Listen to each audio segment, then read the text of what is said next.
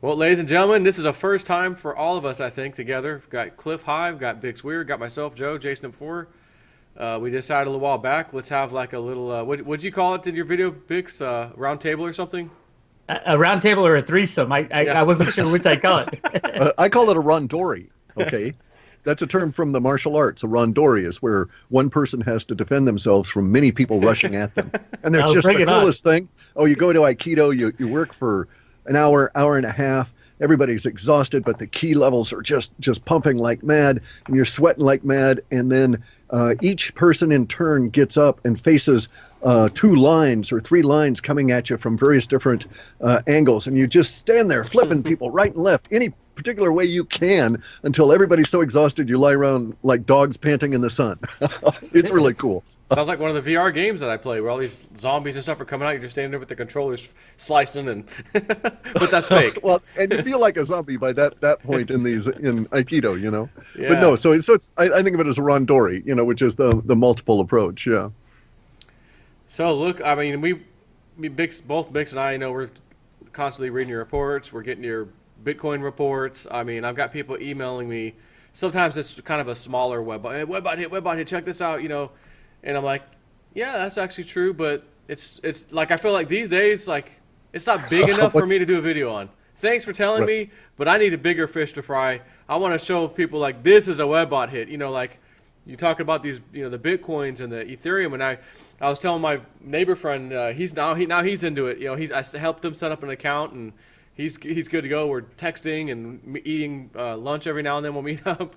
He's all excited, but I was telling him, I was like, I remember earlier this year, we're only in June now, but just January, what was it, $20 roughly for an Ethereum? And I'm like, I remember going into my Coinbase account, and I was sitting there, and I was like, okay, place the order, and I was just about to click the button, like, let me buy some of these. And I was just sitting there with my mouse. I'm like, yeah, I could, but I kind of want Bitcoin, And I couldn't make my mind up. And then I just got busy doing something else. Never made the order. Matter of fact, didn't even put any of that money into the Bitcoin at the time. I just totally left it alone. And here I am, with today 250 roughly 249 dollars for an Ethereum coin right now. Thinking, man, once again, man, if I got in earlier. And people, when it was $20, are saying the same thing when it was pennies and $1 and $2. And every time someone says, well, it's not going to keep going, that's it. That's the run up. It keeps going. It keeps going. I had the exact same thing. You know what gave me confidence to really go? I mean, I learned about it. I first heard about it, I think, from Cliff or Jeff Berwick. But then I learned about it, but I didn't really have confidence. Confidence to make a significant investment and then just hold it through all the insanity and all the times they've announced Bitcoin has died until Cliff's reports. I mean, really, it gives you a kind of confidence that knowing no matter what happens, in Cliff's data, 10 years, 20 years out, there's Bitcoin's in there and Ethereum's in there. So in some way, people can be talking about it.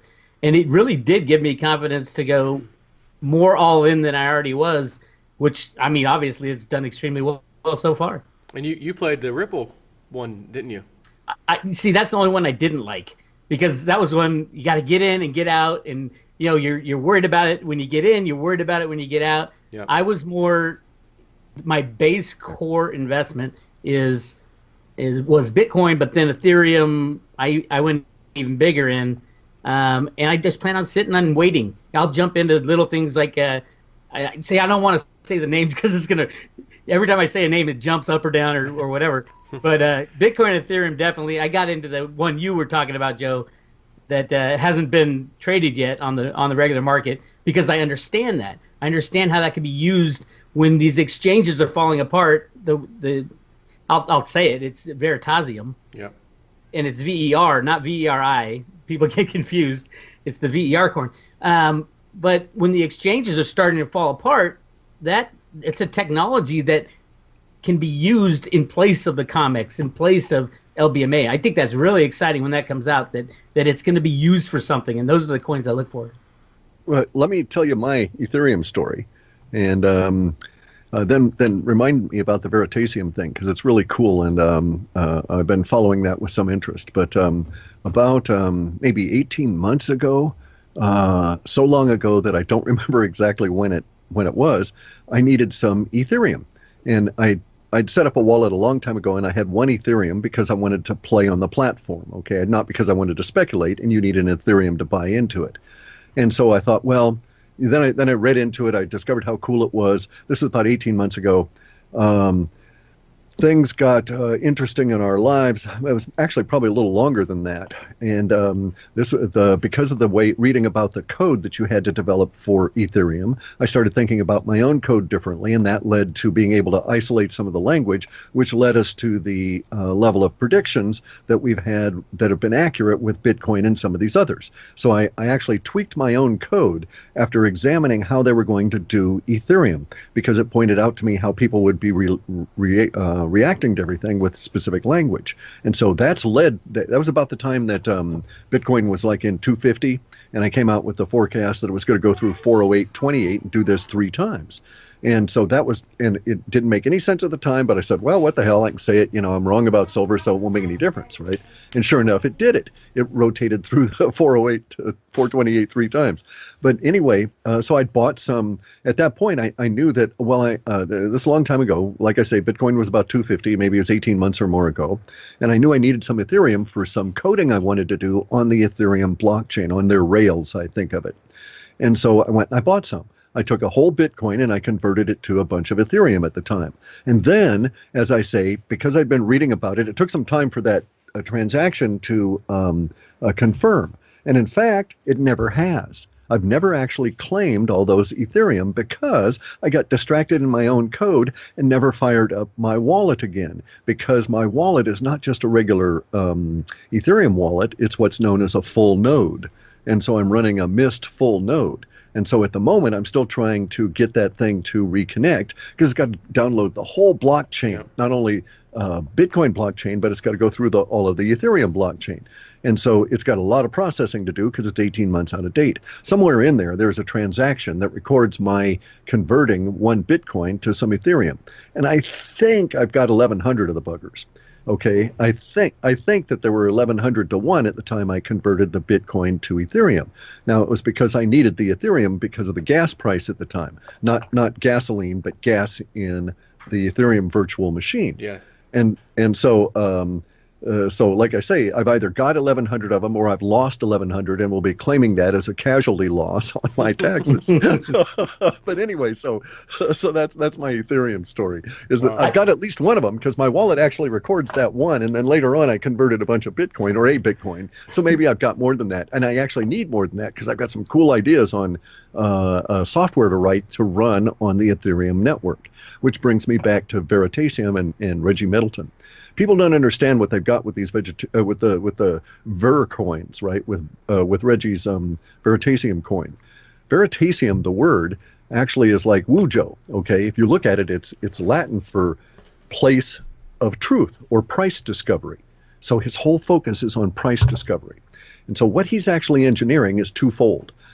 He's got a crew, and part of his crew is techie guys that are writing code that will be self-replicating robot templates that are on Ethereum's network. And then the other part of his crew are analysts that are going to go out and analyze to start cryptocurrencies. Kind of sort of like my reports, only they're going to do it where they're going to figure the market cap and the weighted averages and the moving averages and all this kind of crap.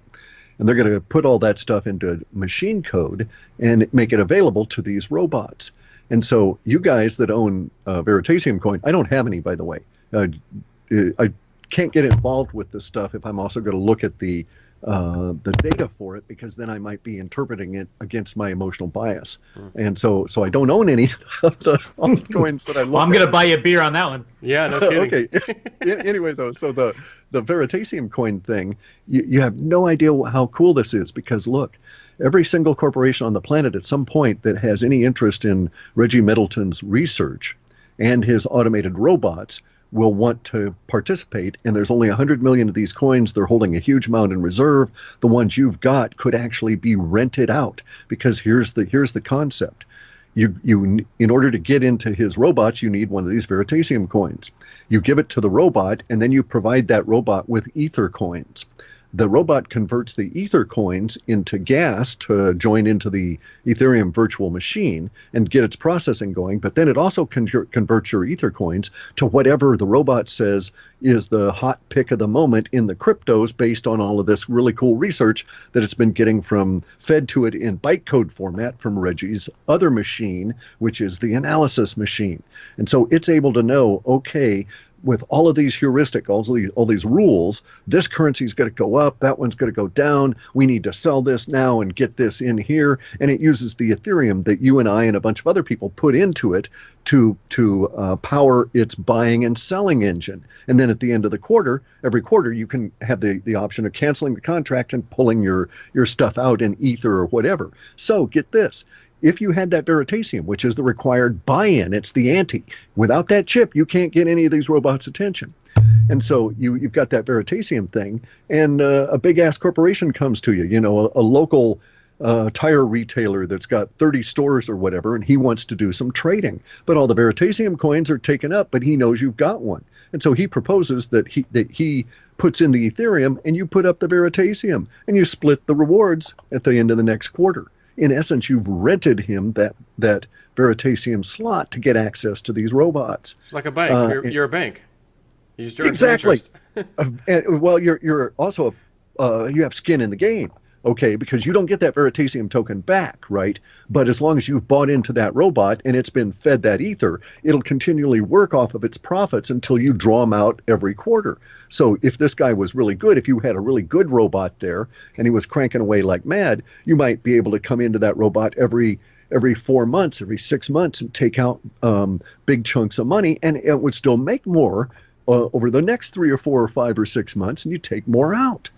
So these things are perpetual, and they could even grow. The amount of heuristics you can get into the Ethereum virtual machine is very limited at one level, but it's unlimited at another level if you know how to do stack programming. Okay, it's not a register machine like a regular computer; it's a virtual machine like Java, and so you pop things on and off the stack, which is the collective processing.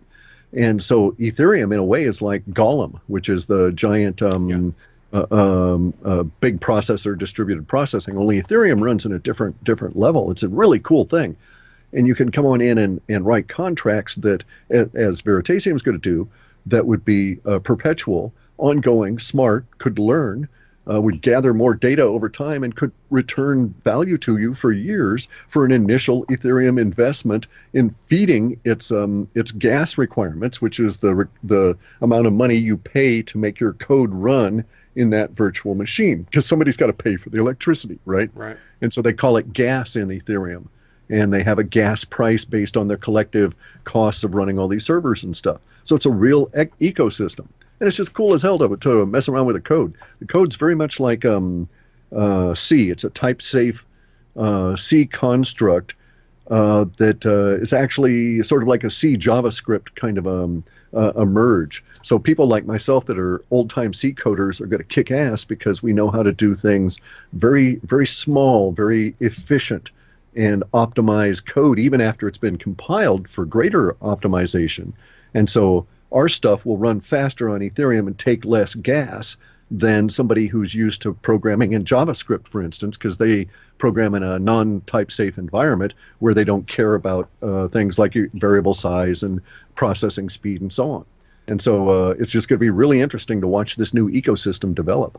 It's going to be cool, too. I mean, we could sit here and come up with an idea and write a robot for it probably in a few hours, put it out on the Ethereum network, and have it interacting with the other robots, the other corporations and stuff that day. And, so it's going to be near real-time business development at that level.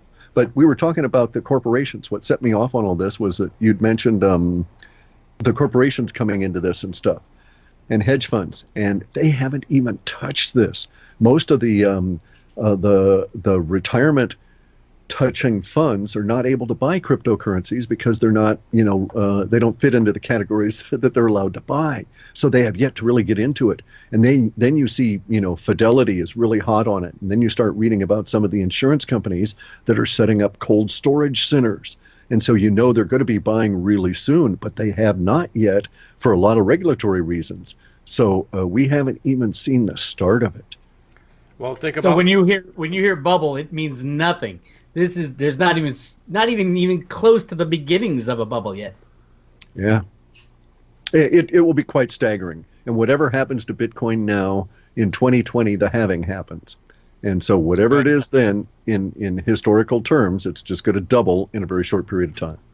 Well, think about what the Coinbase CEO, I keep bringing it back up because the number is so shocking. 7 days ago, approximately a week ago, 40,000 new users signing up in one flipping day to play the game, to get into cryptos. That's Coinbase. Coinbase is not even one of the top exchanges.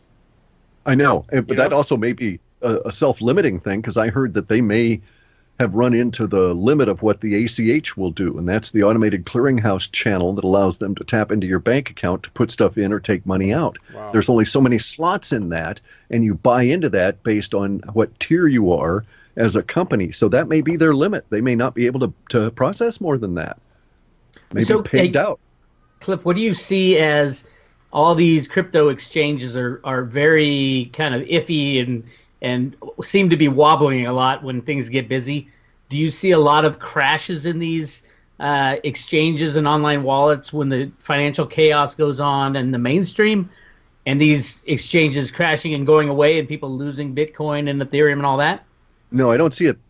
There could be instances of that, but not in mass, okay? Okay. Most of the exchanges, I think that you can probably list the top 20 exchanges globally, and anything that's been in business for over a year has already gone through those predictable IT kind of things that Joe and I have all lived through, where expansion equals got to buy more machines and get them on the floor right now and get this software loaded and all of that kind of crap, right? And so once they've got to the point where they've got the number of Joes they need there to do the job, then things will calm down.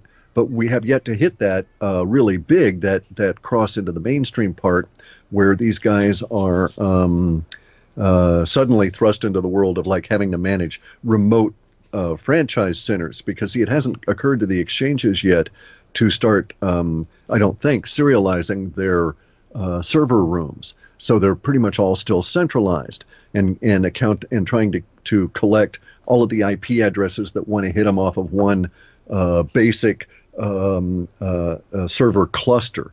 And so there's a lot of ways they can use their existing infrastructure with the existing software, and by distributing it at various different places around the, wherever they're working, their region, and duplicating it all, but having a master central for all of it, and they can speed things up. It just hadn't occurred to them. It's like the telephony. I mean, we all went through this process as the digital telephone system grew up, right? And so basically, you can think of it as cell towers.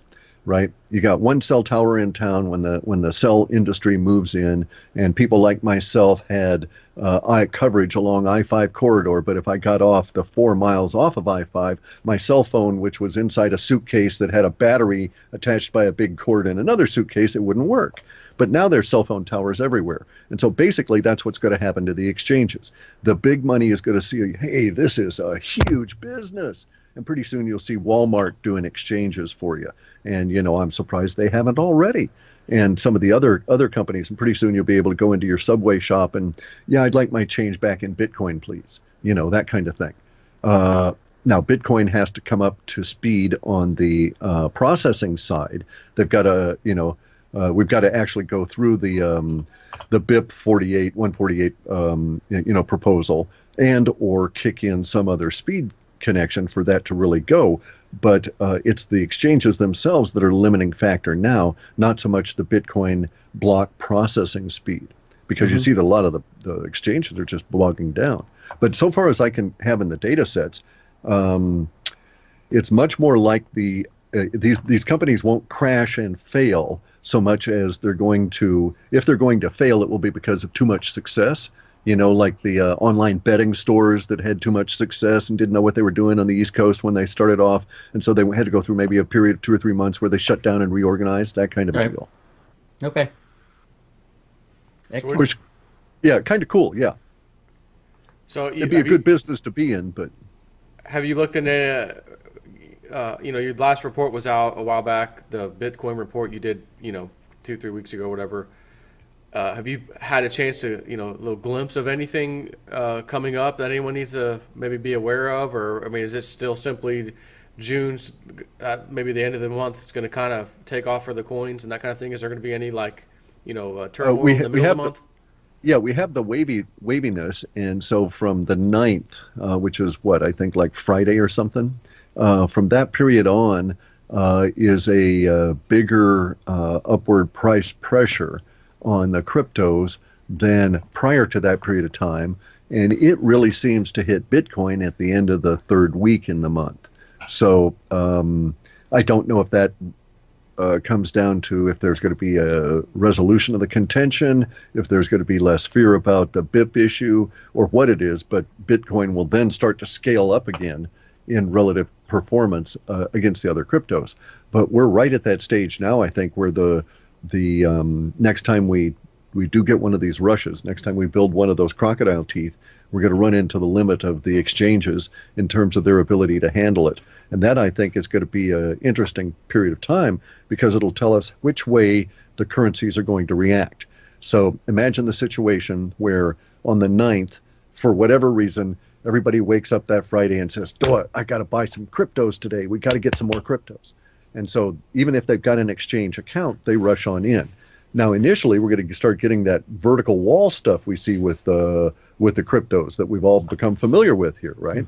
And that'll go along fine. But then we're going to see the hitting of the wall on the exchange. And so the question for me is, what will happen? Will it be a question then of the tooth getting lopped off and it being sort of choppy from that point on as all those people try and get in, and yet the exchanges can't cope? Or is it going to be like a pressure cooker kind of a thing, and it'll still continue up that vertical wall? It'll just form a whole lot of ridges as it goes on up, and the ridges would be like time compression, where you would have a lot of people try and get in and place their orders, and some people would place orders that would say buy at any cost, I don't care. Other people would say buy it at XYZ. And if it's not XYZ, then the exchange has to process through all of that. True, it's doing millions of them per second and so on, but nonetheless, the impact is going to be, with millions of people trying to buy, a combined impact on building the enamel on our crocodile tooth. And so I'm really curious which way it'll go, because either way is going to tell us a whole lot about the future of what's going to happen in July and August and September. And we haven't even seen anything. The summer, no matter how bad our summer is in terms of the chaos and the cryptos and something, it's nothing compared to what the data has for emotional tones for September onward. Hey, not to jump from subject to subject, but I got so many silver people who are just pissed off if they didn't get in the cryptos. And I've been saying you got to have both. You got to have the cryptos, you got to have silver. And silver, I still, to this day, there's just so many positive reasons why silver should take a moonshot at any moment because of the 150 years of price suppression. I know your data has always got silver wrong. I've always got silver wrong. I just figured, hey, it's as long as it's manipulated until the very last day the manipulation ends, silver's going to pretty much be stuck in its little world sub $20. Does the Webbot see now jumps in the price of silver, like bigger jumps, rather than, oh, wow, we hit $25, we must hit the top and everybody's selling? Or does it say, oh, my God, it just jumped $5 there. It just jumped $5 here. That's what we have, is that gap language that I keep getting people giving me shit about. And it's like I made a decision way back when, okay, this is what the data says, regardless of how manipulated silver is and how it works out in manifest. Nonetheless, this is the emotional tone. And so we've got all this language about gaps, and our gaps are $1 gaps, or and then $2 gaps, and limit up, and the COMEX and the breakdown of the system, and $25 up, and then holy crap, $30 gap, and this kind of a deal. So it's very much like they shut down the market, and when they open it up at a much higher price, because they have to, in order to not shut it down instantly. That they're basically looking at a situation of where the pressure could be very much like somebody makes a packet in precious metals. Okay, so what if someone, or excuse me, in cryptos, and then decides, okay, I'm going to convert this to silver. So what if somebody goes on out and follows the appropriate advice and rides the ripple wave, so to speak, right? Even though it's a manipulated bank currency, and they ride it at the right time, they buy in at the bottom, and they buy a ton of the stuff, and they sell at the top, and they get out, and they got 10 million in profit. And so they want to take, give half to the government. Got to give half to the government for all this crap. So they got $5 million they want to shelter. And so they say, well, I'm going to buy $5 million of silver. And they do it at the time where everybody else also wants to buy a lot of silver, and the market has to shut down. Well, they've still got that 5 million ounces of silver standing for delivery pending as soon as they open that market up. So they've got to accommodate it in some way or form, right? And they either have the silver to deliver it at $16 an ounce. Oh, nope, we don't have that silver. And the guy still has given us the millions of dollars. So now what we're going to have to do is to revalue silver pretty much instantly up to several $100s an ounce so that we can just give him what we have and be done with him, as opposed to ending up owing things, right? Mm-hmm. Because as you know, they can set the price anything they want realistically. And they may well be at that point. And what I think will be coincident with that occurring is near mainstream pictures showing up, because we have these things about images. So it'll be pictures or videos of people making trades of silver for really expensive goods. Okay, now this is another meme that is surfacing. We've had all these weird things in the data that were like hearkening back to the 1930s, as though all of us that were alive now were alive then. We didn't get through the shit then, and so we got to relive it now. And so we're going to have some flavor of that occur now. And so the imagery is hearkening back to the kind of imagery of two people standing in front of a Rolls Royce with a stack of silver coins on the hood of the Rolls Royce. And the photo was taken by a New York Times photographer, or Wall Street Journal. I can't remember which one. And it was in the right after the bond crash, and a guy bought a Silver Cloud or whatever it was Rolls Royce that had cost $25,000 the 8 months before, brand new, and this fellow bought that car for a stack of 100 silver ounces. And so that, because the bonds had just crashed, and the fellow that owned the car desperately needed something that was not debt, something that he could actually use, right?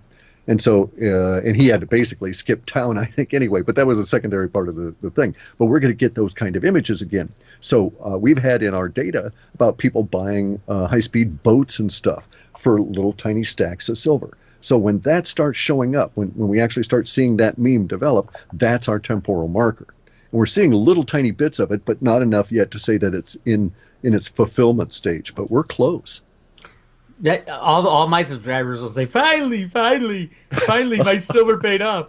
I mean, it's so obvious on paper. You see from supply and demand, and every single thing you can possibly imagine is screaming, silver's gonna run.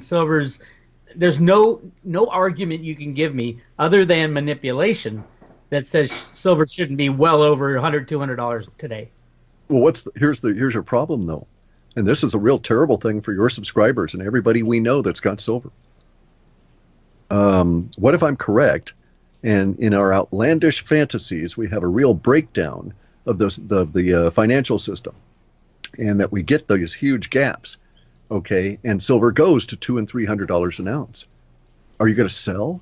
The reason I asked that, the reason I asked that is because the dollar will be, it's not that the silver is going up in value, it's that its suppression has been somewhat lifted, and that the dollar is dying very rapidly. Because here's the thing, as you know, if that 150 years of absolute suppression was lifted entirely, you would not be talking $200 an ounce for silver. You'd be talking $200 or $2,000 plus dollars per silver.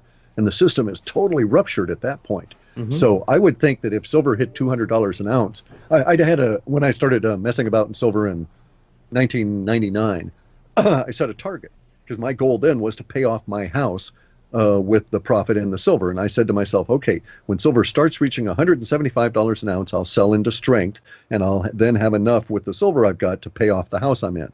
Well, they were able to suppress it for who knows how long now. And yeah, exactly. And I paid off the house anyway without the silver. So it's kind of moot. But my goal at that point was to start selling into strength at 175 dollars per ounce. Now in 2017, as opposed to 1999, I wouldn't take that approach. If it actually jumps up like that, I would sit back and say to myself, okay, what's going to happen next year? You know, if I don't need that silver to actually leave my hands right now, boy, just because it would be tempting to get a couple of $100 for it, you know, maybe next year it'll be so valuable, it'll be 1 ounce of silver per Bitcoin, you know, something like that. And at that point, maybe Bitcoin will be 10, 12, 13, 14, 15,000 per Bitcoin. So it's going to be a really weird kind of a situation. So if you need the silver or need the fiat to, you know, pay the electric bill, well, you got to do what you got to do. But in general, I think I'd be kind of reluctant to sell this stuff at the moment. Right. Yep. Oh, I agree 100%. And I mean, the reality is we're going to hit a point when you're going to be sitting on Bitcoin, Ethereum, or whatever cryptos. You're going to be sitting on your silver thinking, should I trade the Bitcoin for silver or silver for Bitcoin? Because there's no other choices on a monetary scene. Right. Screwy world, you know. Yeah, that's what I'm doing now. I'm buying more physical silver with some Bitcoin profits here and there, because you know I try to keep my portfolio balanced at least a little bit. But with the cryptos going crazy, it's kind of impossible to balance the silver that's not moving. So I'm loading up on physical silver and slowly selling some Ethereum and some Bitcoin. But I still know they're going to go skyward. I just like to balance things out with all this cheap silver.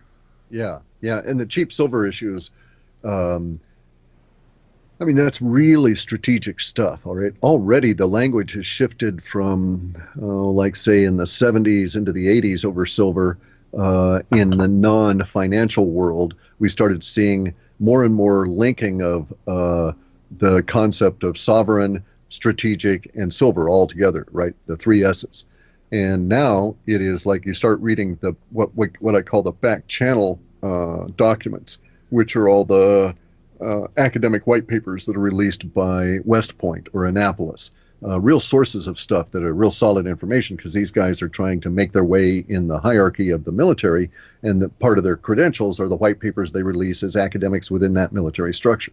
And so you can see what the military itself is thinking in a generalized sense, because a lot of these people that are doing this, we would think of as like postgraduate students that would later on go on to be the CEO and that kind of thing. In this case, they would be colonels and generals. And so they'll be part of the thought shaping process. So what these guys are thinking now is how the military is going to be behaving 5 years, 10 years out.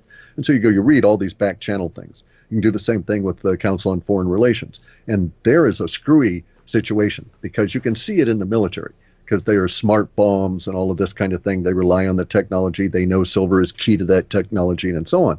So you would think that it's obvious that you should see the linkage of the 3 S's, the sovereign, silver, and security, or in this case, strategic. And but to see that in Council on Foreign Relations, which theoretically is a diplomatic kind of think tank sort of a thing, really gives one pause. So the aspect of silver and the technology, there's a lot of people that are still in the controlling power positions for the social order that are aware of what's coming down the pike with silver, and we're starting to see the leaks in those languages. It's going to be a weird time that way. But we've had the woo stuff in the data for a long time about how silver will be strategic in a couple of different ways, but will be required for whole layers of technology. And if you don't have silver, you can't participate.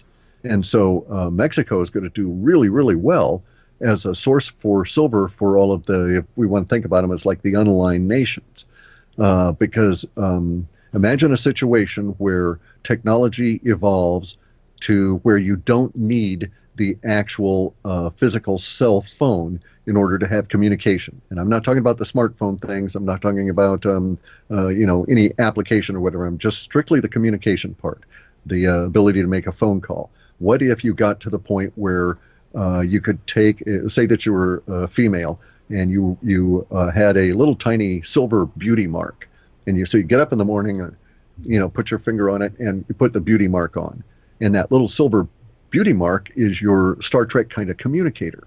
All right, so that's the thing you make phone calls through all day long. It's a piece of cosmetics. And so we've had instances of those kind of descriptors show up in the data sets, all hooked around uses of silver in ways we haven't even thought of yet. And so it's going to be really a key kind of a deal, not just like smart bombs, but you won't be able to communicate in that whole cell phone layer, because the thing that she put on her face doesn't operate on cell phone frequencies. All right, it's going to operate off of a biological generated frequency where your biology is your phone number. So this kind of stuff is coming now. Because everybody's biology is unique, right? 100%. In fact, the military knows, and they tried to develop sniffer robots. I happen to have, because of my father's connections, what he did in Vietnam, I got connections to this outfit that was called, well, I won't go into them, but they ended up being involved in the torture things in Iraq. So I know some people that were in a subcontractor to the military that were involved in that private prison torture thing for the CIA. And so that whole corporation went through all kinds of terrible upheaval, as they should, because they got a lot of bad karma for what they were doing. But I know people at that level, and this corporation was deep into the like what we think of as DARPA, the development of weapons and this sort of thing. And these guys were testing a robot that sniffed for bacteria. Okay, and the idea was that there were 162 different forms of skin bacteria that they'd identified. And so they were of the opinion that they could use this little sniffer machine and see if you were related to somebody. So if they found somebody that was a terrorist, if they found that you were a terrorist in Iraq or whatever, they'd have the sniffer machine going up and they'd sniff you, and it would take and analyze these 162 bacteria, whether you had them or not, and the ratios and so on. And then you could go through the whole village and sniff everybody else to see who was a close match, right? Because it would match it just the same way we do on context right now. Right now, NSA and CIA are matching the three of us up in a pattern, and then later on, after you guys broadcast this or put it out on YouTube, anybody that watches it will be added to those lists in the NSA and the CIA register as being part of our network, right? Of our evil plot to overthrow the universe. Or at least report on the overthrow. There you go. Exactly. Right.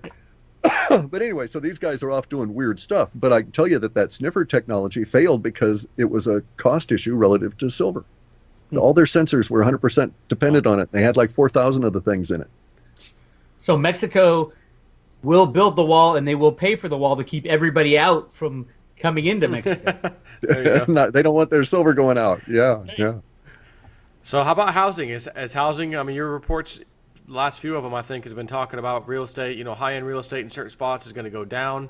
I've seen that a bunch already. I've done enough videos on there to, for anyone's liking, I guess. But, a bunch of times I've seen it over and over, and I keep reporting on it. So I've kind of beat that horse. I don't feel like I need to do another WebBot hit on those. But you mentioned regular real estate, not looking too pretty as well. We're talking about the 9th onward. So this Friday, or whenever the 9th is, it's Friday or Saturday, I think. That's a big turning point for a lot of these things that apparently are interrelated insofar as the data is going into. So the idea is that from the morning of the 9th, in the data sets, when it racks up in model space, we get you go into the morning of the 9th, everything looks normal, looks just like the 8th and the 7th, and then there's these bursts of emotional tones, and we can get these bursts out of there and see what they're affecting. And so a number of things are going to burst out on the 9th, including cryptos, and so a lot of things economic. I don't know why. I don't know what the underlying cause is. Friday's when they release all the bad news because you forget about it by Monday. Well, okay, but there's also going to be some about real estate coming out that's going to be effective of real estate for at least one long-term data cycle. So for at least 19 months from June 9th, real estate's going to be in a maximum point of emotional turmoil and language around it. Good and bad. So within this next 19 months, I expect that we'll see these stories of people buying mansions for, stacks of silver, that kind of a thing, simply because the economic chaos has reached that particular level, and that the real estate underlying system is the ability is it has nothing to do with land, people needing to live in houses or any of that. It's entirely about this debt-based structure that exists now, owned by the federal government. And so because of the things that the government's going to go through, our real estate stuff shows it's getting even worse as we go through August, September, October, and November.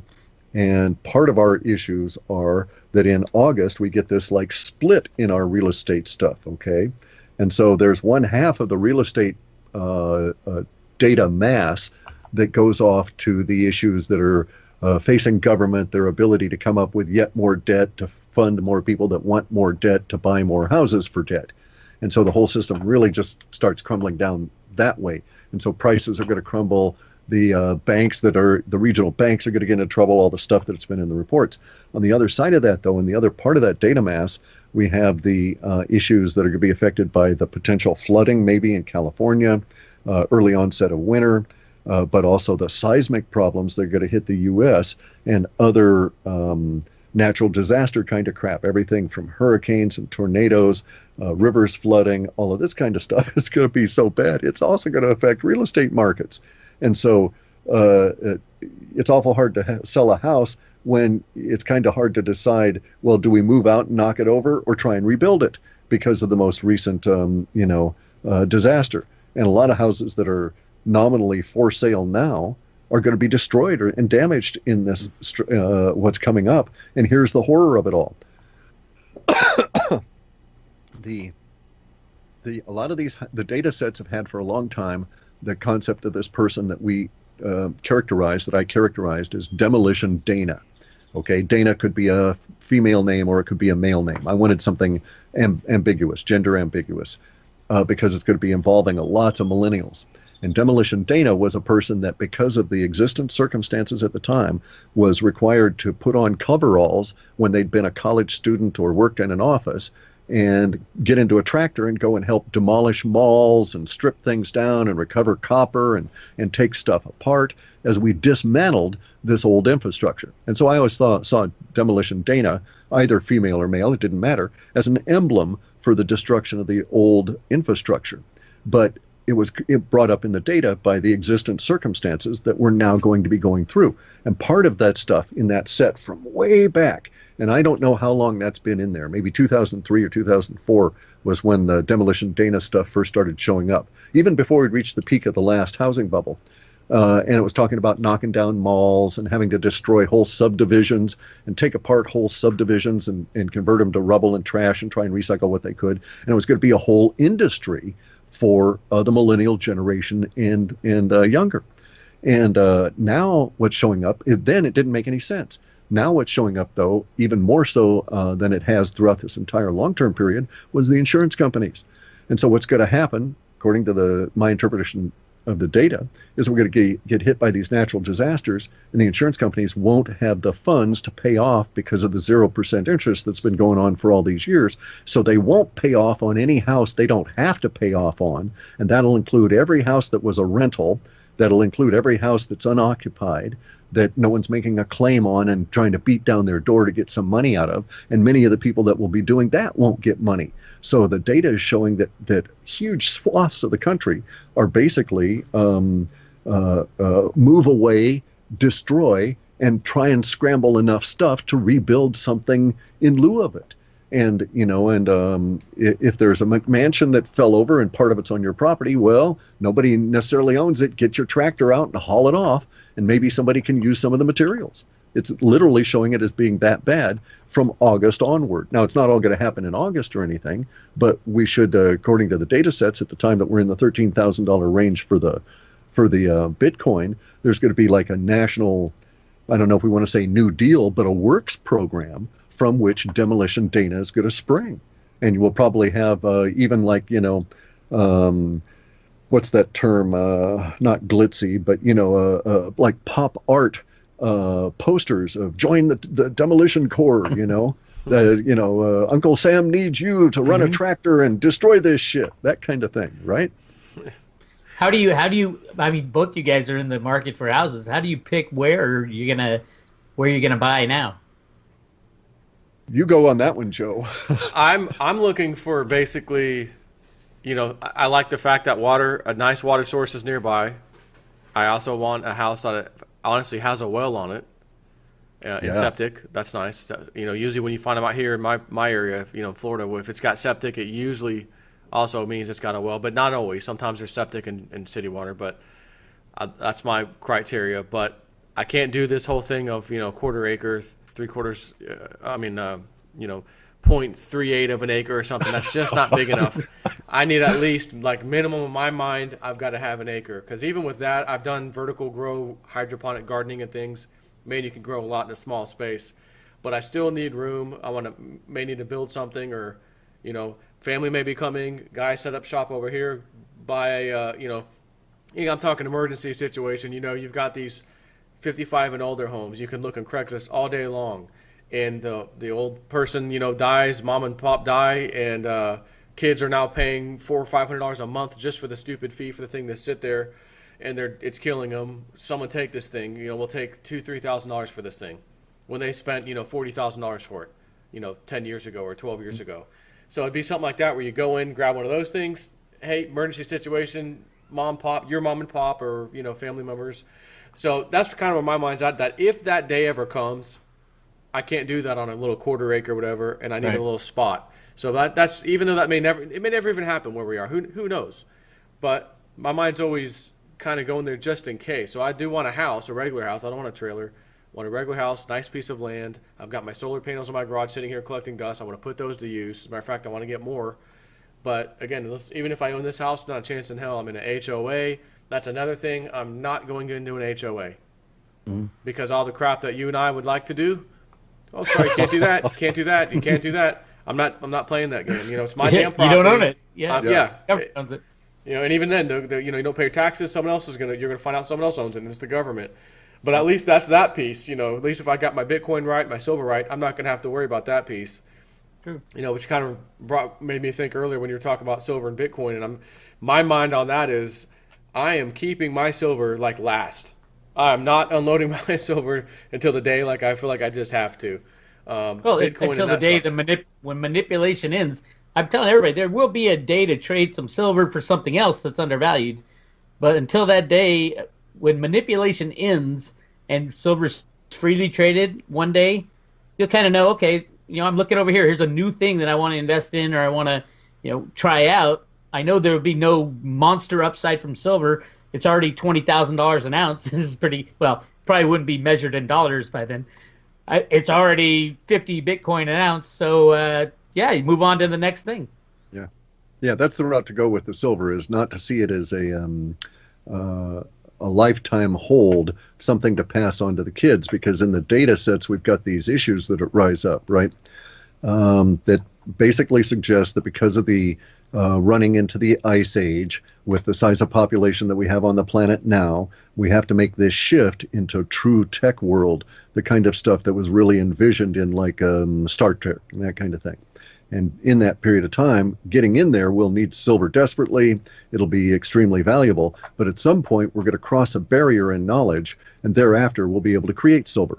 And we'll create it at whatever purity level we want. And in fact, it'll probably be hard to create it so that it's not 7 nines pure, right? Mm-hmm. And that kind of thing. And so at that point, silver becomes a producible quantity item that can be generated by energy. And so you need to have sold out of the silver, maybe one or two for historical reasons of, the impurities and so on, because those things are valuable over time to capture stuff, right? Like I know of a guy that in a science auction spent $400,000 for 2 vials of air from, I want to say 17 or 1800s. And it was a scientific experiment that was done at the time, and in some guy's lab, where they put oxygen, or put air, just regular old air from the period, in these glass vials, and then sealed the glass vials at the time. So it's just it's encapsulated. And so the thinking was it would be a valuable contrast to our air today, the ratios of gases and so on. So these people bought that to analyze it. And the beauty of their approach, of course, is they don't have to destroy it to analyze it. They're doing it all energetically. So it also is going to retain its value, and yet will deliver the information they need. A couple of Russian guys bought this.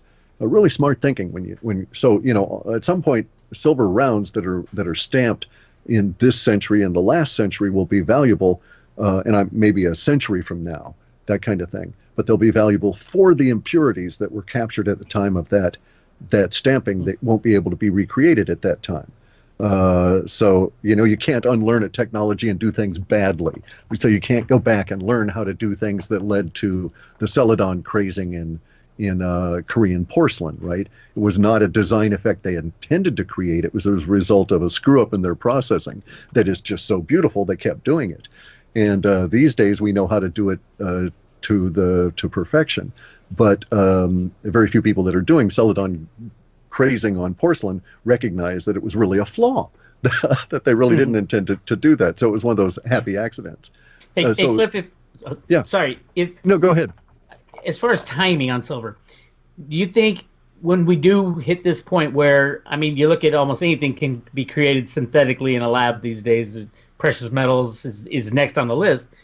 Do you think it'll be all of a sudden, bang, we can create silver? Or is it going to be, here's the steps, 10 years, 5 years, 10 years, 15 years later, we'll be able to do it at a price that makes sense? The latter, but we're already there. Okay, about 6 years ago, there were these 3 discoveries that were made. One about how particles relate to each other in time, over the course of time. And then 2 other discoveries about the decay rates of radionucleotides in our current sun environment. And all 3 of these things together are part of the chain that's going to lead us into that discovery of how to do the silver sort of thing. So it's coming already. We could probably do it now, but at a huge cost. Like the first time we created an artificial diamond, it cost, tremendous amounts of money. Just like you see the pictures now on the internet of people from 1950 moving in a 2 megabyte drive, hard drive into a company, and it takes 6 people and a bunch of forklifts and to move this giant 2 megabyte drive from IBM into this firm. And so we're at that stage with it. We could probably do it now. By that I mean, if we set out, we could have like a project, and maybe a year from now we would be actually creating silver, but the cost would be astronomical because we don't understand the fundamentals that allow us to do it cheaply. And so lacking that understanding, we would do it in a very crude fashion and at a huge level of waste that just shouldn't be involved in that. We're actually seeing some of this stuff in new devices come out. I think I saw a show years ago where they did exactly what you said, except it was either a diamond or gold, and they're like, there's this gigantic laboratory, big, massive machine, multi-million dollar machine, and then they finally did it, and they put enough pressure on, these compounds or whatever to, it was like, here's a few specks of gold or a little, had a microscope to see the damn thing, and they're like, we could already do it. But like you said, how much did that just cost us to do this? It was completely unfeasible. Well, and then here's something to think about. Okay, let's get into some woo-woo here, right? Jumping off of silver, because a lot of people don't know this, but some of the silver, Bix, I don't know if you've ever thought about it, but the Manhattan Project silver. There's something like that going on right now. It's not involving the what were they called in Calutrons? Yeah, it's not involving those, but it's involving CERN. And CERN had been buying silver for some time, and I hear they've had it spun into wire. Actually, they had to buy it and melt it and get a certain level of purity, is the rumors that are coming out. And so they've got some level of silver locked up in CERN at the moment. And here you have this really spooky time travel machine, a machine so big, it's the biggest machine on the planet, the biggest machine humans have ever made, bigger than those 10-story tall diesel machines that they made in the 1800s. This machine dwarfs that because we got to actually embed the thing in the planet. And there's miles of tunnels and all of this kind of crap. None of us know what it does. We're all paying for it globally. No matter what you say, even the Chinese are paying for it because of the VAT taxes and stuff that they buy from Europe and everything. We're all kicking in pennies for this bugger. And yet they say we're theoretically using it to smash particles together to hunt for the Higgs boson particle. Like we really all give a rat's ass that we find it, right. But anyway, so what are they doing with it, and why did they suddenly develop a real need for silver? Not copper, not the real pure copper they were buying that all of those things were wrapped in for all those years. Did they run into the same kind of issues that the Manhattan Project ran into, which is the efficiency of silver in electricity that is so far superior to copper that you actually get a like a peak performance up-leveling effect that you can't get anywhere else because you're dealing with it as a quantum entrainment level. And so you think about silver in a weird way. Silver is known in the Russian world as the psi metal, okay, PSI, psychic, all right, that kind of thing, because the Russians actually were doing psychic level research, and it did freak out the American military, and they did come up with all of the remote viewing and the crews that stared at goats and all of that kind of stuff, right? Now, the Russians, though, their psychic research was not really the way it's been portrayed in our environment. But they discovered in doing their psychic research, everybody from Kozyrev onward, that those people that were involved in doing psychic stuff, trying to produce a psychic effect at some level, were amplified in the presence of silver. Okay, and it was amplified in the presence of silver in various different ways, depending on how you dealt with the silver and what form it was in. And all this stuff originated out of a lot of the research that we bastardized as pyramid power in the 70s. And if you start looking at the underlying stuff, Lubenkov and Kozyrev, and their time studies with silver and this sort of thing, you see what was coming out of the Russians' minds. So the Russians know that silver is the psychic metal, and they were actually issuing silver in specific forms to their psychic guys when they would come on and do their tasks in the morning. So like our remote viewers may have been better if they'd held a liberty in their hand, you know, Sure. while they were doing it. We just don't know. Hey, Cliff, but, that leads me to one thing that I wanted to make sure I asked you, because I talked about it before, how the web bots go out there, or the remote viewers go out there. If they come back information that this is going to happen in the future, does that mean the future is already set? Is it a framework that we live through and we influence? How is it that the web bots can go into the future and see what's about to happen? Right. It's not the software. Okay. The web bots. So we need to think about our terms a little differently, because what I've got is just software that picks up shit off the internet. Okay. It just goes and gets the language off the internet. So the software does nothing. It's not artificial intelligence or any of that. It's just real simple, pick up language and then do things with it and sort it based on all these rules. So it's the humans that are going out into the future. Okay. All of us are psychic beyond anybody's understanding, even our own understanding. So if you want to get into deep woo-woo, I'll tell you how it actually manifests and why we pick it up. And you can think about it at this level. What you see of any human is not really what the totality of that human. It's only what your eyes present to you. So this could get real deep, guys. You got to follow along on this. Bring it. Okay, your eyes are a subsystem. All right, you only have 4 senses. The science lies to you and tells you that touch is a sense. It's not. There's no sense organ involved in what we call the sensation of touch. The only sense organs we have are inside our hard noggin. They're protected by our cranium because they're vital for keeping us alive. And our sense of touch is not. People can actually lose the sense of touch and they do fine. But if you lose all your other senses, you die real quick. And the thing is that the senses of the eyes are only processing. You don't see light. Okay, you don't get to see that. Your eyes see light. And your brain does some interpretation for you and presents you with an image. You have no idea what your eyes are actually perceiving. You only get what your eyes present to you. Okay, so you cannot, for instance, see inside my body or your own body. But the inside of your body is emitting photons right this minute, continuously. They're called biophotons. Every cell emits them from the mitochondria. And these biophotons are presumed by some people that are really thinking deep about it to be the mechanism by which our DNA is used to fix memory. So a lot of people think of DNA in a particular way based on the idea of the double helix and the time from the 50s when they discovered it and all of this sort of thing, as though DNA is this fixed structure from which our bodies are determined, and that's not the way it is at all. And in fact, most of what we're told is is wrong, and it's the reverse of that. DNA is actually how your memories are fixed in time through your body. And it's done so through these biophotons that are jumping out of my body right at the moment. And see, here's the thing.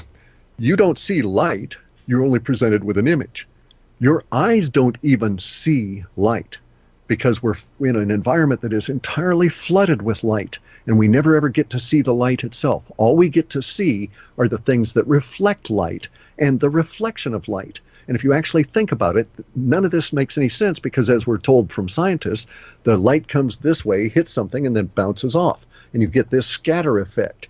But that cannot happen. That cannot exist, because if that were true, then you would never be able to see anything, because all you would ever see would be the scatter effect of light and never any clear image coming back through that scatter effect. And so you find that light is not as we're told, and you go out into space, and lo and behold, you can't see the stars. They don't exist. You can't even see our own sun. In fact, you can see a faint amount, without special aid, you can see a faint amount of a disturbance where the sun is, but you're not seeing the sun. There's no light source there. It doesn't show. What you actually have to do is to take your glass that you're looking through and put little ridges in it to cause refraction in order to see the stars or anything out in space. So light clearly is not as we've been told. Further, light doesn't travel at 186,000 miles per second. Light does not travel at all. And it's there constantly forever. And we swim in a sea of it because of the nature of the energy involved. Okay, so that having been said, that our senses are subsystems that provide us with taste as a complete experience, smell as a complete experience without us getting involved in thinking about the processing of any of that. Hearing and sight are all that same way. Touch is different. Our bodies are not as we see them. So, for instance, I know right now that if you had the proper equipment, you could stand outside of my house here 60 or 70 feet away and sense my heartbeat. As you got closer to me, you'd pick up various different levels of radiation that I'm emitting out, including these biophotons. And so they've now got a device that is not heat signature, and it's not a X-ray or anything like that they can put into goggles that they can give to military fellows, and they can fly around in helicopters or be anywhere and see you from your biophotons. And it is so discriminatory, as I've been told, that this device allows them to see through walls, because material, steel, brick, all of this stuff is also continually emitting photons. Not at the same level as living things, and that's what allows them to discriminate between the frequency of the photons that are being emitted by stuff and the biophotons that we actually create as we're doing things. And so they're able to see through walls to a certain degree and say, there's a human, and they're not doing it with heat. So you can put on as much shielding as you want. It doesn't matter. Really cool technology. But it also confirms that our bodies are not as we see them. And so if you're an advanced yogic kind of guy and you do thinking about this, you realize that every reincarnation you go through, your breath form, the body that you inhabit, comes from a template that universe provides. And when you inhabit that body, you bring with it all of the karma that you didn't resolve from that previous life. In that karma, I know this from personal experience, are things you must go through in order to resolve them. In my case, it's thousands of stitches. Okay, I've had so many wounds and damages to my body that I can no longer remember how many thousands of stitches I've actually had. I know that my knee took 300 and some odd, and I had to pay $6 a pop for each of those, right? Because I didn't have insurance at the time. But the others were when I was a kid and so on, and covered by the military, and I never counted.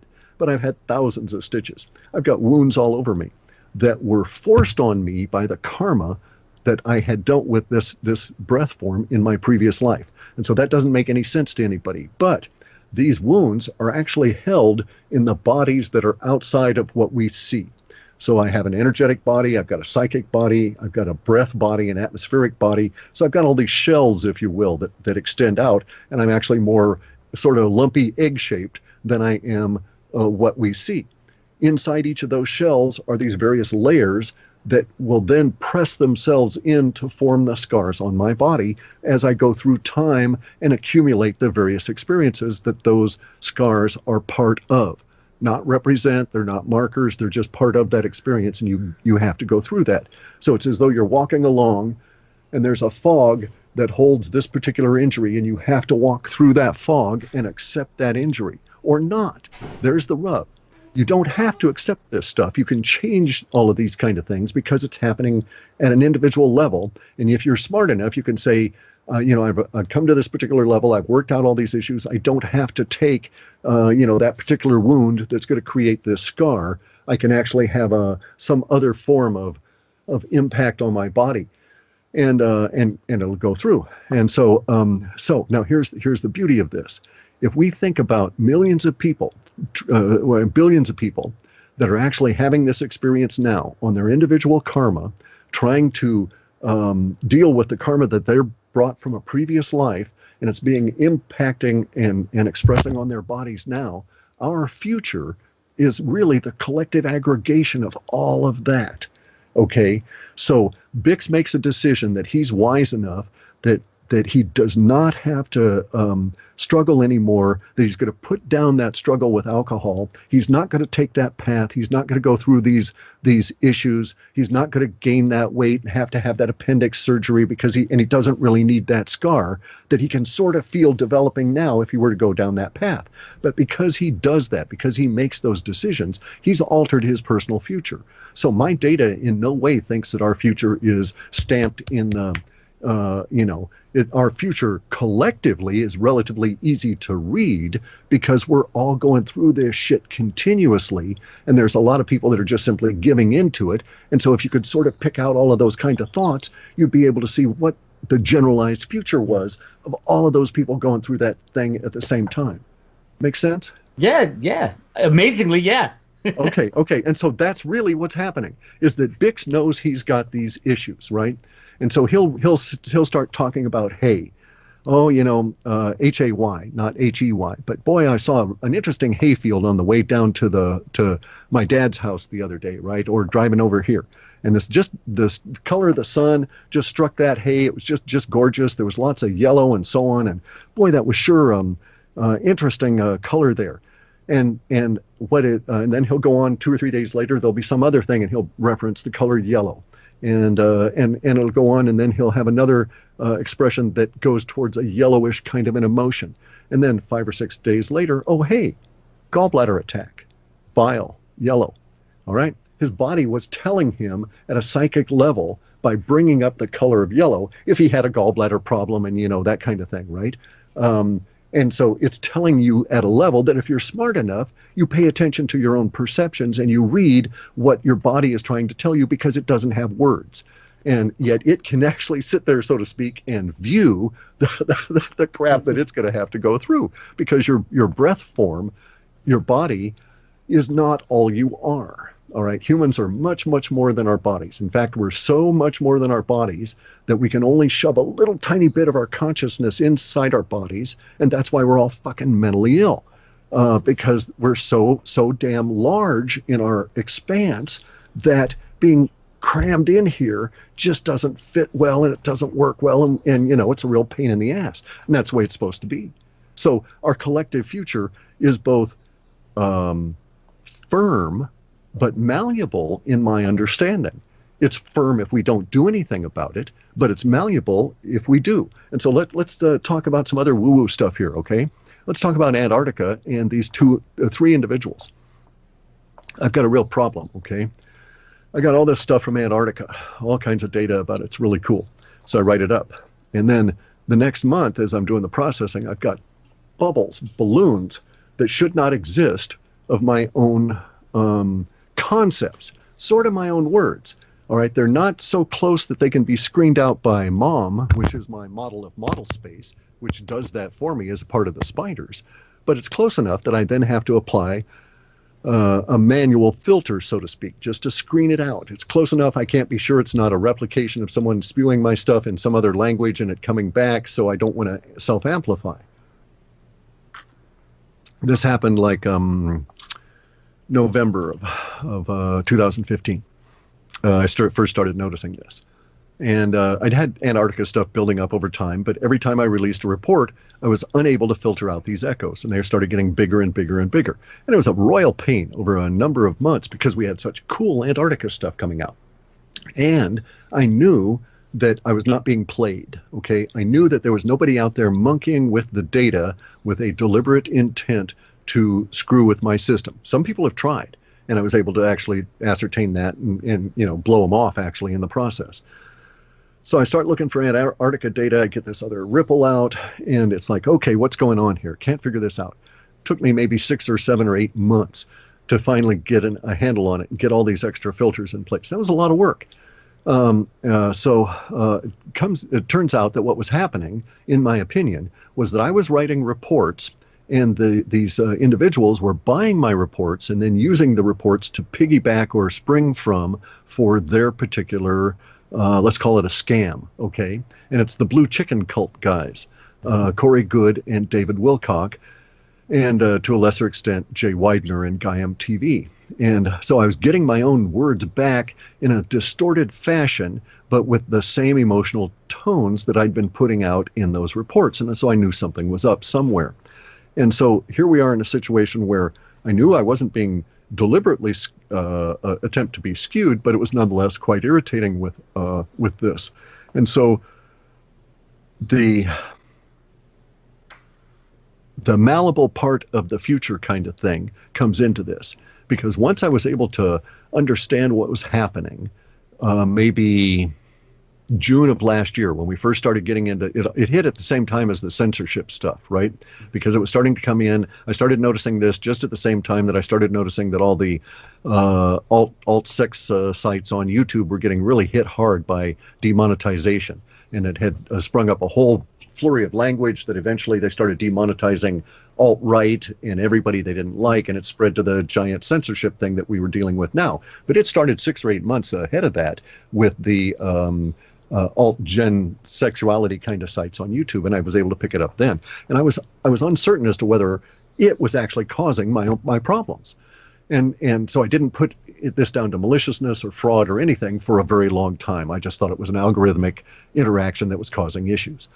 And then it came out that, well, Corey Good had, or somebody in his team, was basically taking my reports and then following them up within a couple of weeks, a week or so after they were released, with that same emotional tonality amplified, coming out around Antarctica and some of the other stuff. So I did some tests, put some keywords into some of the reports, and sure enough, I'd validated, and that was the case. And so I got really pissed. It's very difficult for me, because now I've got to go back and scrub to remove all of their influences so I can get a much better picture.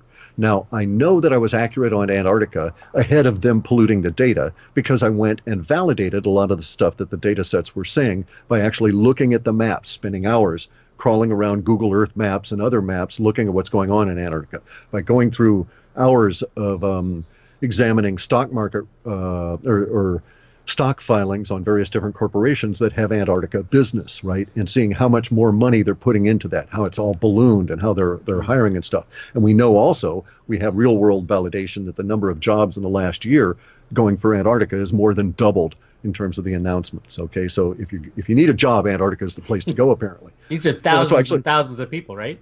Oh, yeah, exactly. And that's why I'm studying TIG welding, right? I'll grow hair and I'll go in undercover as a TIG welder. But anyway, though, they're actually hiring for, extreme condition welders, and they're paying huge amounts of money for that. So some of the subcontracting companies are basically, it's a write your own ticket, $20,000 a month if you're an extreme conditioned welder and you can do this kind of thing. Hey, come on down. It's probably the only way you can get in there. I think so. It's Clif. Well, they'd see me, the face recognition stuff. But anyway, so I had to scrub out all of that stuff, right?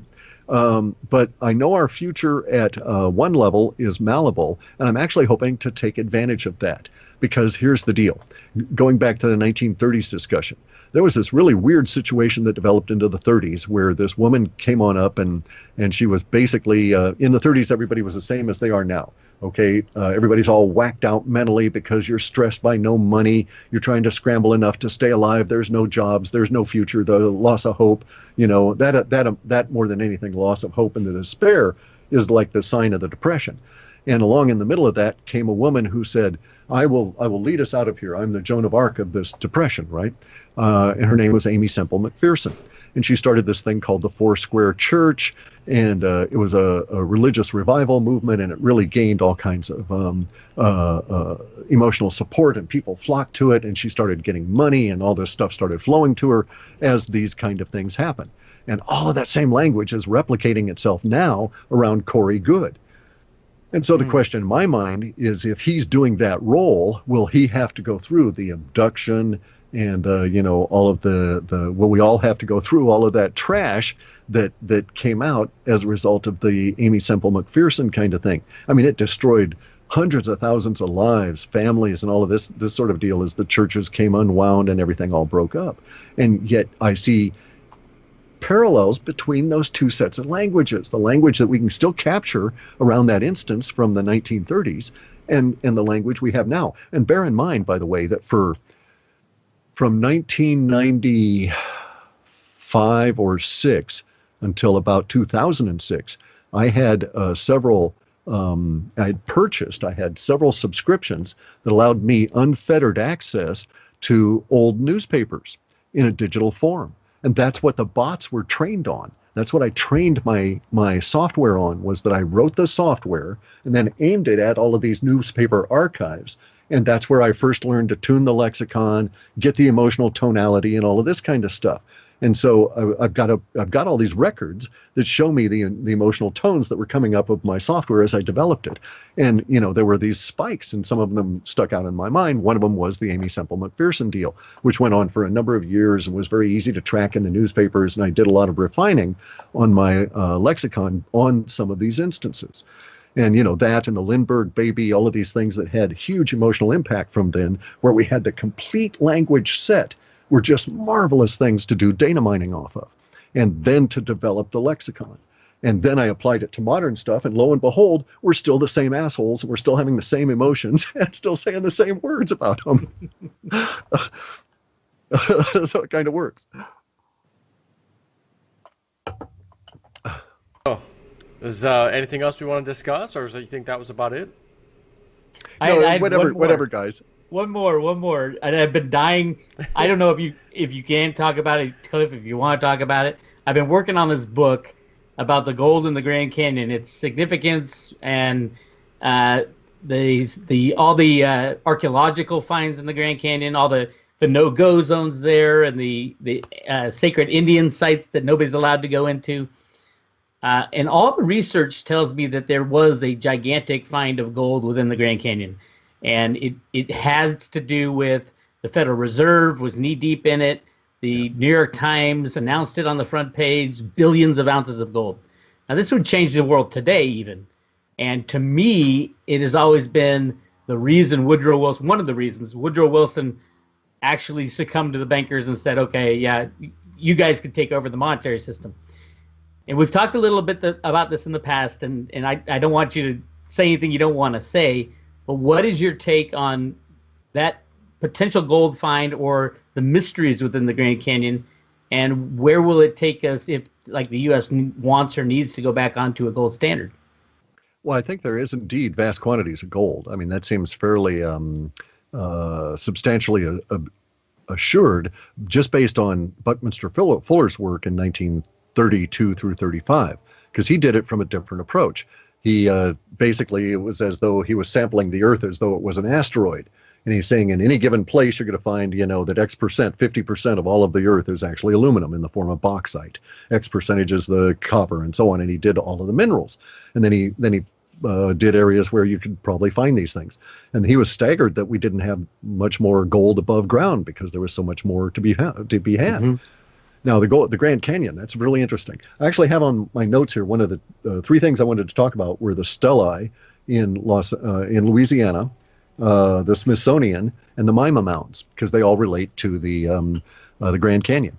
The Grand Canyon, by the way, is not an area that is a river etching itself over time through sand, okay, and taking the sand away. Grand Canyon didn't form that way. It formed the same way as the giant Grand Canyon on Mars, and probably at the same time, and that is from a lightning strike. And people don't believe me, but it's our solar system is all wonky, okay? It's been disturbed. It's been disturbed by the destruction of a planet. It's been disturbed by the capture or the alteration of the orbit of Venus. Venus is interesting because its orbit and its day are the same length, and it goes in, it spins the opposite direction of all the other planets. At the same time as all that is going on, the records show that there's historical petroglyphs and even written forms of descriptions about giant interplanetary lightning strikes. And so the Grand Canyon was undoubtedly caused by one of those way back when, and thus the river chose to then use that nice channel to go and drain. The Grand Canyon also is described on some stelae. Stelae are these, or stele, are these little tiny obelisks things that have writing on all four sides. And they were used as gnomon for solar observatories. They were used as place markers and all of this kind of stuff.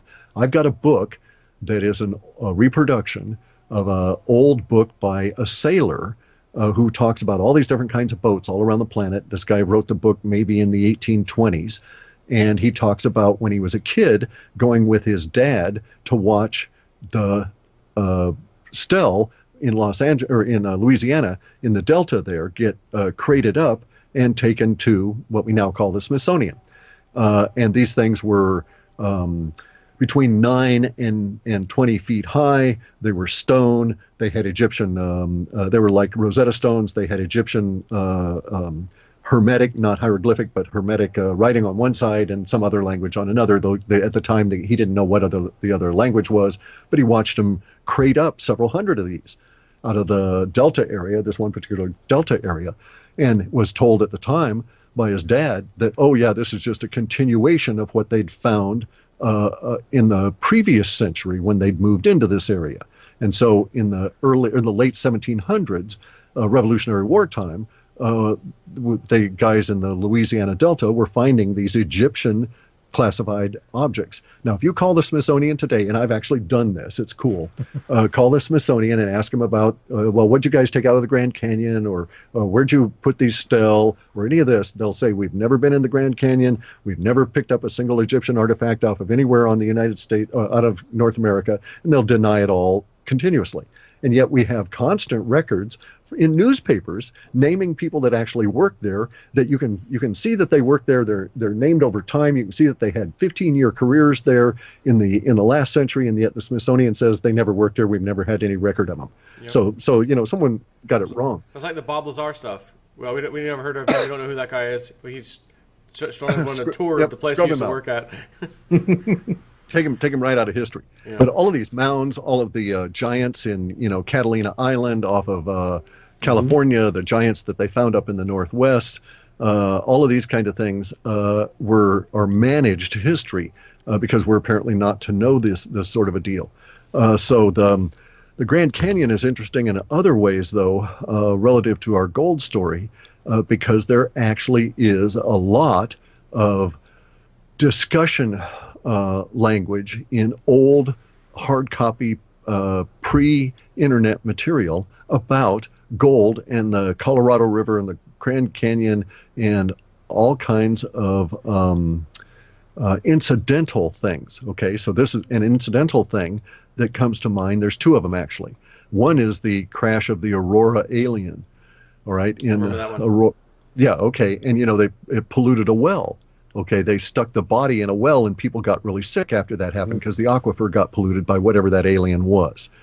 And eventually the Smithsonian comes along, and they had to dig the whole well up to get the body out. And thereafter, people aren't sick anymore.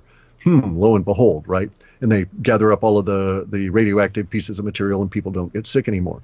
If you look at some of the original material, like in the 70s, that was written in these little pulp fiction or pulp books about Aurora, you'll see continuous mentions between Aurora and the Grand Canyon, and yet they're not physically close to each other.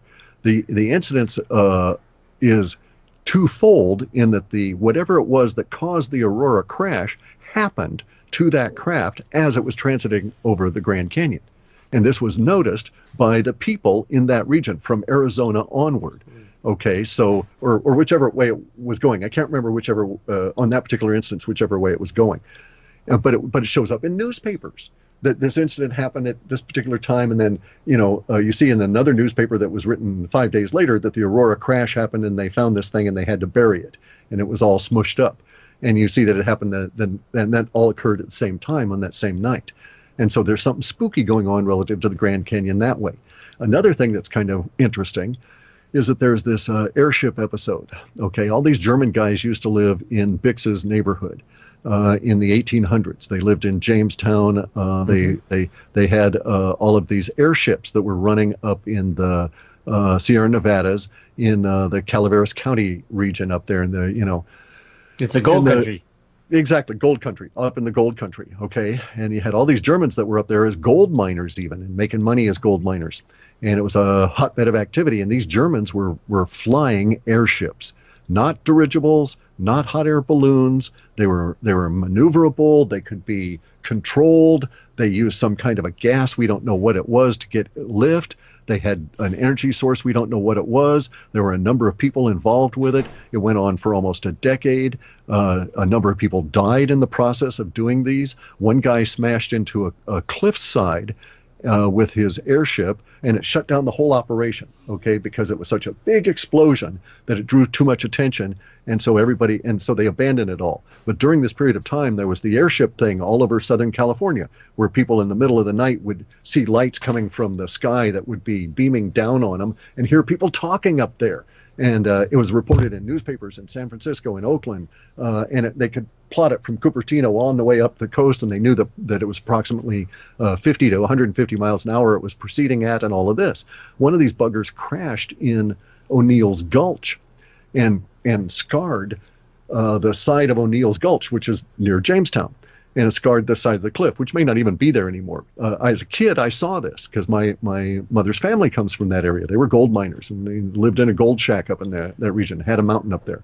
But anyway, the relatives showed me this scar that was up there at the time. And it's like 200 feet up off the floor of the valley. And the local rumors are, oh yeah, that's where the airship blew up, and destroyed part of the cliff. Anyway, that airship, those Germans, were part of the Grand Canyon story because, once again, during the airship issues of the 1890s, there were two episodes where airships went from California, one of which went to Texas and landed, and had talked about having to land in the Grand Canyon and take water out of the Colorado River. And they reported this to the farmer that they were talking to when they landed on his property.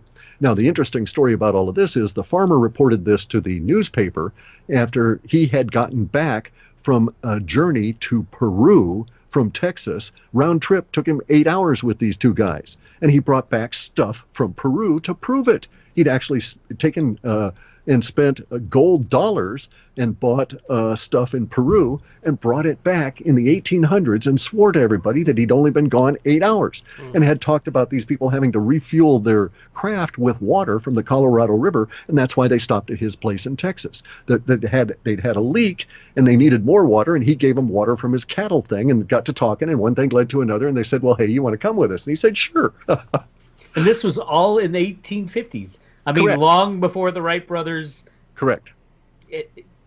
I am hoping one day when all this stuff falls apart and our government is exposed for what they are, we get to learn our real history, our past, all the things that have gone on that we were lied to about.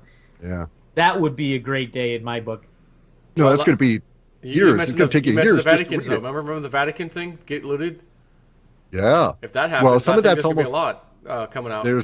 And there's almost, it's really interesting, the imagery of that fire recently at the Vatican. Okay, is it a wide meme? That had me spiked. Like, is this it? Is it going down? No, it's next door. Okay. Yeah, but still, wide meme, because that's the kind of imagery that we'll be looking at when this thing goes down. And I've noticed in dealing with these time episodes that, just as I was saying, okay, so your body knows that in order for you to deal with particular emotions and stuff, you've got to go through that instance where you nearly saw your thumb off, okay? And so you got to get the stitchery and you got to get involved with all those people, and that's how your karma is going to interrelate with them and cause this other stuff to happen, and that's the way the universe works.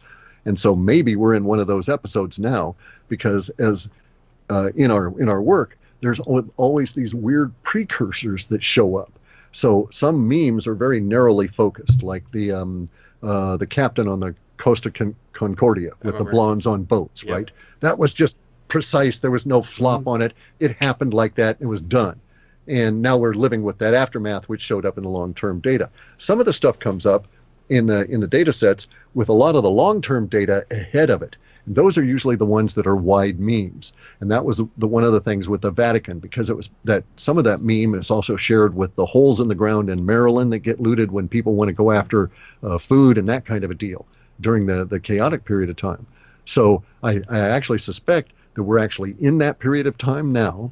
We've had the first little temporal marker for the Vatican issue, and it's merely a question of where will we be when it goes down, right? Where will we be when we learn that this has happened? Is there anything that you have seen regarding North Korea and us? I mean, or is that just not? Is that kind of blocked out, or your boss not checking? No, we have all kinds of data for North Korea, but not for the U.S. and military action and that kind of thing. Okay, so we can, at this point, insofar as a generalized assumption within the data sets, it appears as though the U.S. is no longer the planetary policeman, and that China will deal with this. Okay, and so the data sets have an instance of China having to shrug a shoulder in the direction of North Korea to get North Korea to calm down and to behave itself. And that's coming up in a little while. And in the process of China shrugging its shoulder, the whole balance of the world is going to change. The power balance is just going to change overnight. So thereafter, it would not even come up to question whether we might be allowed to go and attack North Korea.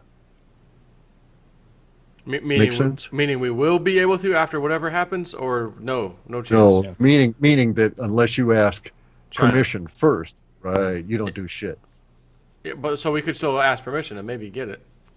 I won't need it. No. See, you don't understand. So the way it works is this, though, dude.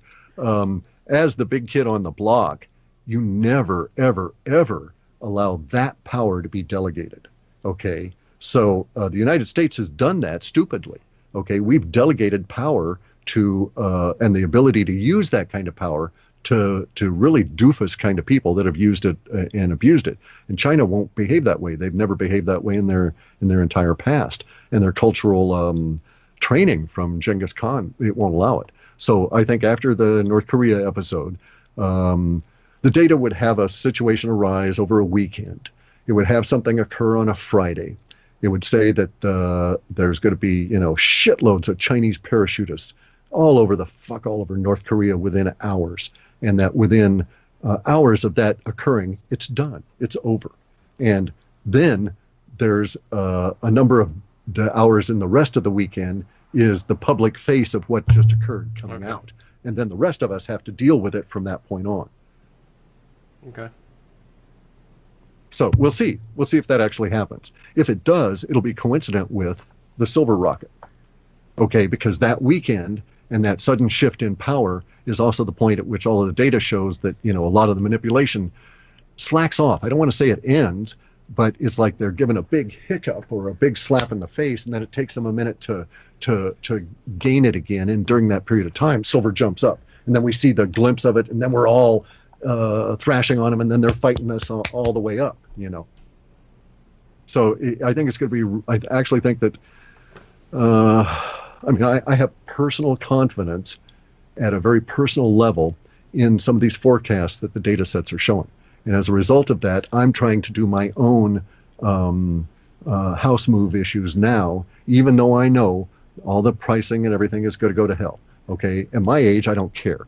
The issue is that basically the idea is I'll buy a house and I'll die there, so I don't have to worry about whether or not it sells. Right? Yeah. It's just not an issue. So I have a different criteria, but I do have to be aware of where I'm living and the conditions that are going on now. So, for instance, in my area, I need waterfront, but in order to feel safe, and I'm a paranoid, and that really is something for me.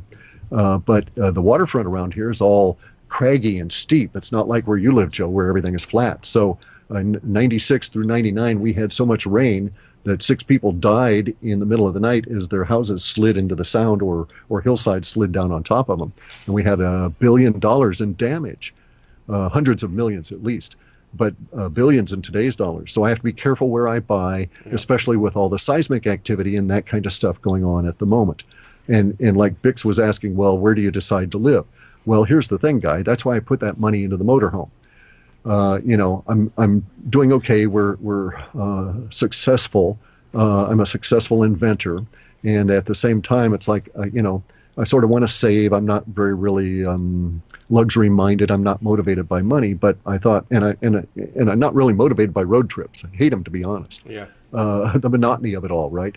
But I was deciding that, well, with the seismic activity and everything else coming up, it would make sense if I had a motorhome sitting here, such that should my house get really hit hard or the electricity grids and everything go down, I'm instantly off grid and I'm able to continue without going through that suffering period. So to a certain extent, my motorhome is like my alternate second house. Now, a good part of this is that the government recognizes motorhomes as second homes, so you can write off any and all of your mortgage kind of and tax considerations. And if you use it as an office, you can write it off as an office. So, there's actually tax advantages to it. And if we end up having to live in it, well, hey, there's living advantages to it as well. Sure. And we've got that coming this August. And we've seen it already, the increasing seismic activity. And I know that we're going to get hit really hard by the eclipse because all the volcanoes are already going off. And that's a 2 or 3 month lead into the eclipse times. If you got volcanoes going off, you're going to have big earthquakes during that eclipse period. So, since we're on the path there of the eclipse going down across the nation, and it's going to hit New Madrid, and it'll actually be over Pensacola, I think. When is it supposed to hit? I'm not an astronomer. It's in August. I don't keep track of those dates for a real good reason, because I don't want them to influence my interpretation on data sets, right? Now, I'm really screwed, okay? I'll be flat out here. I'm really screwed by what these guys, Corey Good and David Wilcock and Jay Widener, have done to me, because I'm going to have to do a ton of cleanup on the data. And I was, in fact, cleaning up the data and straining my already damaged wrist that led to not being able to do any more Alta reports for a while. But another part of it is I've got to go through and clean up all my algorithms, reset all my triggers and stuff, because these guys are out there actively promoting a harvest the sheeple program, okay? They're spewing lies out there and fictions and telling everybody that they're truths and putting them in books and comic books and movies and all of this kind of stuff deliberately to make as much money as they can off of these people. And they intend at some point when it comes out that all of this is not true, to everybody's going to turn and point to Corey Good and say, he was the bad guy, we're just dupes. You can't blame us. We were taken in just like you were. We believed him just like you did. Yep. Okay, and there's going to be a lot of people that will then try and distance themselves from him. And if it gets that far, if it follows the Amy Semple McPherson thing, he'll get up to a certain point, and then the whole scheme will come undone, and somebody's going to end up dead or abducted or worse. And we'll see which way it goes. But the bastards have caused me all kinds of problems with my data sets, because now I've got to go through and redo all of the lexicon tuning I've done for the last year to back out all of the emotional tones that these guys have been pumping up, especially relative to all of my favorite subject, which is all the woo-woo, the UFO and all that kind of stuff. So you got fake newsed. I did. It polluted the data set. Yeah. And what polluted the data set was that I couldn't figure out where it was coming from, because it was so consistent that I kept having to tune it out. Well, it was consistent because it's a commercial enterprise, and they were all working on the same script, and they were resurrecting it month after month and adding to it and building it and so on. So no wonder I was fighting all of their crap. Usually I can filter this stuff out. A big movie's coming out, I can put tags on it because I know it's coming out of specific outlets and so on. What really got me on this was that it was so widespread. It was coming at me from all of these different contexts. And so it got to the point where I didn't know. I knew something was up, and then I started making tests. I actually, as I say, I put 3 instances in my data reports that I knew in a particular way would be attractive to this group. And sure enough, they piggybacked on all 3 of them. So I knew, all right. Yeah, you set a trap. You trapped them. I set a trap. They fell into it. Yep. Nice. I set a booby trap, and the 3 boobies fell into it. Yep. Lovely. So, but I got to deal with it. I don't know how long that'll take. But at the moment, it's kind of moot. Okay, guys. We've got a real hard year here. We've got a real hard year next year. The details simply don't matter anymore. We've got a little tiny brief opportunity to all of us convert our lives in a meaningful fashion. Okay, I cannot emphasize enough, unless you're a history buff, you won't appreciate the times we're in until 20 years from now. You guys will reflect on this time and say, damn, we lived through that. We were there. We saw this shit go down. And hopefully we profited, and now we're living like kings because of this, right? Yeah. Or now maybe we're just simply alive because of the stuff we did in this horrific time. Because it's going to get really rough. So it's kind of like one of those things. You've got the opportunity now to get access into the cryptos and get out of the dying dollar. You've got a little tiny opportunity to get the dollar and convert it to stuff you might need, 2x4s, gasoline for your car, tires, or whatever, right? And a lot of that will disappear over time as we go forward, as we get into these really nasty, brutal years. So my goal at this moment is to kind of make up for the emotional aspects that I've participated in with my bad silver forecasts. Okay, I've been the world's worst silver forecaster. But the best Bitcoin and crypto forecaster I've ever seen in my life.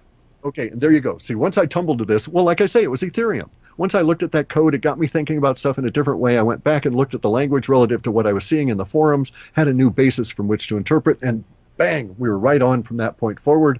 And it will continue to go on until it just explodes, and then we won't care anymore. But we're in this brief period of time, this summer and through this fall, multi-millionaires will be made from mere handfuls of the dying dollars. It's going to be one of those stories one of those times where 5 years from now, you'll see a book or the equivalent come on out where the guy says, why in 2017 I was so damn smart. I turned $3,000 into $155,000. And hey, I got people out there that are sending me emails now. By the time we get done here and I go back and reconnect to email, I might have another 150 emails I got to deal with. I get that many, probably 1,000 plus a day. But I've got Thank emails. you emails, right? Thank you emails saying I sent like 40 of them already. So yeah, I think everybody owes you a nod of the tip of the hat for your crypto calls, and I think very soon your silver calls. So bravo, Clif. Thank you. Yes. Yeah. Well, thank you very much. I'm very pleased about the crypto stuff. It worked hard for that. And I'm very glad that everybody's able to profit. And some guys are doing spectacularly well. One guy actually has been able to turn $5,000 into well over $250,000. And he's done it in groups of doubling. And then another guy I know has taken and quadrupled his money in the last week, or in less than a week. So they've been able to actually do life-changing kind of things, like the woman that was pissing on the carpet, right? when her husband said, well, you don't know the backstory to that. They've been living for like 6 years in a very small, less than 400 square foot trailer. Not no more. And so not anymore. Not anymore. That's the whole thing. It's like, she almost fell over just because they were out of it. He'd been able to end her misery with a significant risk. Okay, this guy took a whole week's worth of salary. And he was scared. He didn't tell her because if he'd bombed out on it, they would be in even worse misery, right? But something has changed time-wise, and like the real estate and all of that. We need to let Joe go, and you got to get back to your kid. You're going to have to bail him out from his, from the jail from being too drunk, watching heave in the back car. Graduation, baby, graduation. You got it. And, right. Hey, good luck to him. Hang on one second.